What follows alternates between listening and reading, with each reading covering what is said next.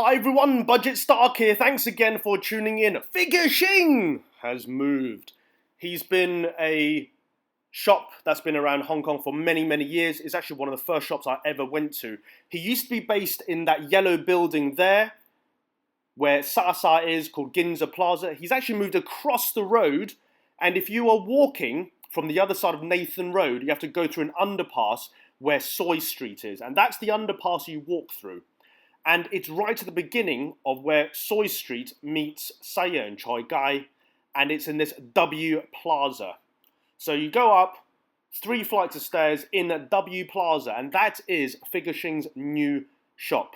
Just to give you an idea how that is located in relation to Secret Base, looking at Google Maps, Secret Base is just off Nathan Road, and if you're walking to CTMA Centre, where Toy Hunters is located, you actually can walk round Soy Street, and that's the green circle, which is where Figure Shing's shop is. And it's actually quite interesting that Secret Base appears on Google Maps. So you're walking up the 3 flights of stairs, you literally turn to your right, and it's one of the first shops on that corner. For those who know me a little bit more, and when I started collecting figures many years back, Figure Shing was actually one of the very few shops right at the beginning since I bought figures. And the reason why I buy figures from Figure Shing on a regular basis for all those years is because he generally gets figures straight from Secret Base very quickly because he's located so close to them. Secondly, he's one of those very honest shops in Hong Kong that if it's a used figure, he will say it is a used figure. He's never going to repackage a used figure and say it is new, which I do believe happens in some stores in Hong Kong. Because of that honesty, that's one of the reasons why I always go back to Figure Shing if I am looking for something in particular. Now, Figure Shing is never going to be the cheapest out there because you probably have to go online to some of the Chinese Yahoo sites, something like that. Or if you're buying directly from Toy Hunters or Secret Base, they may be cheaper if it is in stock. But he's a reliable shop that you can actually see he's a collector himself. And you can see that from how the figures are posed up. It's not a store which purely churns out figures and that's it. He's a collector himself. And for those who have seen my previous video talking about where figures can be bought in Hong Kong, look at that previous video and I'll put a link in the description below, and you can see how that shop is set up and is quite significantly different to this one.